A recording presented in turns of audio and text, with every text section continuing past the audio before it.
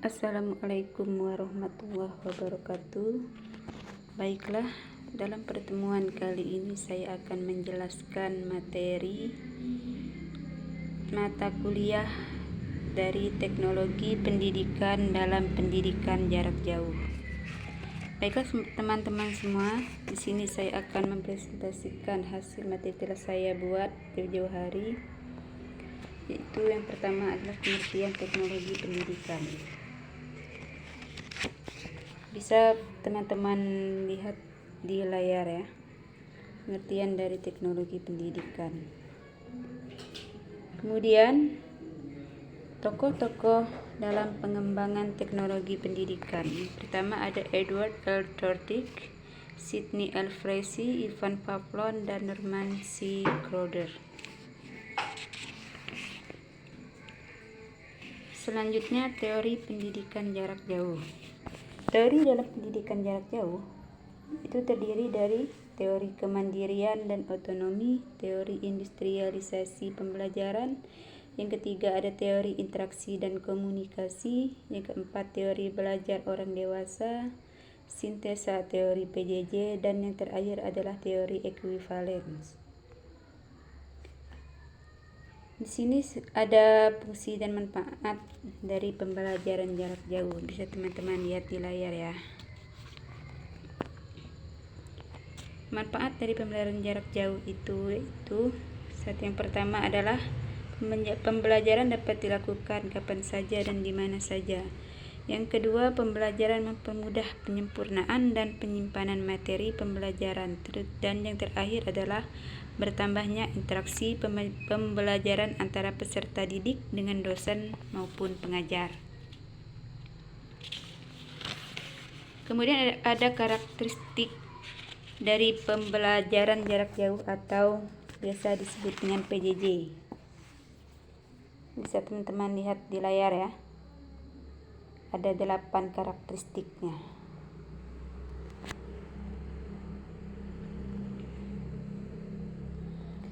Kemudian media pendidikan jarak jauh.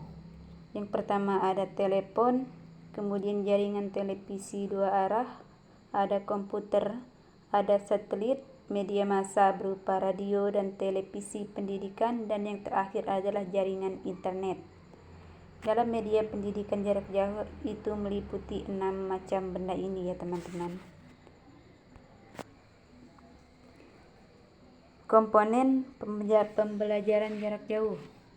Dalam sistem pembelajaran jarak jauh terdapat 3 komponen, yaitu yang pertama, bahan pembelajaran digunakan oleh peserta didik dan pengajar. Yang kedua, panduan pembelajaran untuk peserta didik yang berisi petunjuk dalam melakukan kegiatan belajar. Dan yang ketiga adalah pedoman pembelajaran bagi pengajar yang berisi bagaimana menggunakan bahan pembelajaran dan memfasilitasi peserta didik agar pembelajaran efektif dan efisien. Nih, sistem pembelajaran jarak jauh, bisa teman-teman lihat bagannya ya. Bisa di zoom.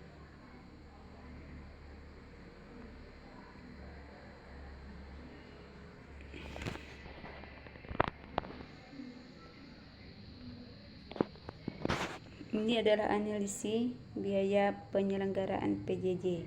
Biasanya, biaya penyelenggaraan PJJ menumbuhkan 4 inspirasi. Yang pertama ada biaya pengembangan bahan pembelajaran dan sarana jaringan. Yang kedua, proses operasional PJJ tidak kalah kompleks bila dibandingkan dengan pendidikan tatap muka ya.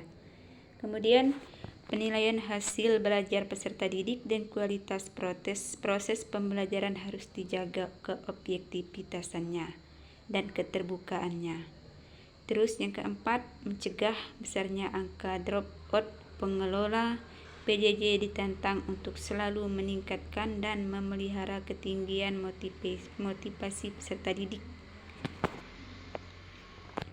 Kemudian fungsi manajemen organisasi PJJ, bisa teman-teman semua lihat di bagannya ya.